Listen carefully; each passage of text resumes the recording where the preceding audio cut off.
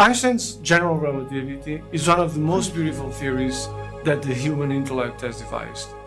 And even though it looks very simple, it encodes very, very complicated equations, and these equations give rise to very strange things. This is one of the reasons why we continue to be surprised, even though the equations themselves were written down 100 years ago. It is also the reason why we suspect that there are many, many hidden treasures in the theory, but treasures that we just haven't been smart enough to dig out yet. The theory of general relativity describes gravity as space-time curvature. Space and time are just a continuum that can be deformed. Anything and everything deforms space-time.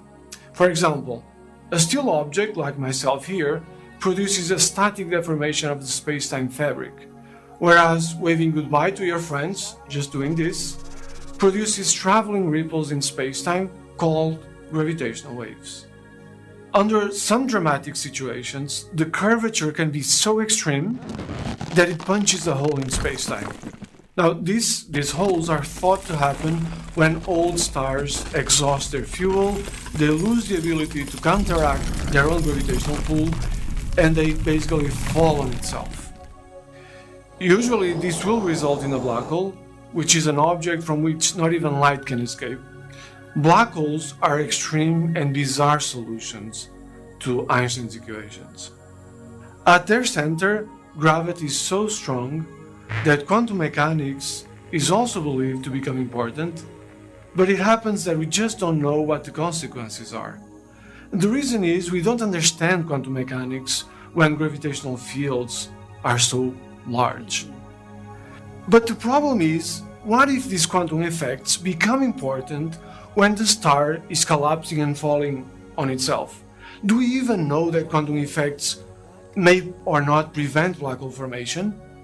To try and understand black holes, we did computer simulations, and these simulations tells us that when two black holes collide, they stir space-time so much that huge ripples are produced, huge gravitational waves. And these waves splash all over the universe, and this already gives us a way to understand black holes. We try to catch and study gravitational waves that they release when colliding. Now, unfortunately, these waves are not easy to catch and study. By the time they reach the Earth, their size is so small that they hardly have any effect at all here on Earth. Now, if you add to that the fact that the Earth is constantly shaking, then it really is a complicated business to see the waves and to understand what kind of sources created these waves. We built very, very sophisticated detectors on Earth. These are called gravitational wave detectors, and usually they have 3-mile-long arms, 2 arms per detector. And they require the most perfect vacuum in the universe and the most perfect mirrors ever built in order to detect these waves. Now, in the future, we will have gigantic and very sophisticated detectors in space, and perhaps, just perhaps, we will understand a lot better the waves and who generated the waves. Now, the moral of this story is that it's really complicated to look for things that we don't understand and things that can't be seen. And this is why we haven't yet been able to understand whether or not black holes actually exist in our universe, and if they behave in the way we think they do, according to the theory. For this reason, we are always searching for new valuable ideas, and gravitational waves might be one of those.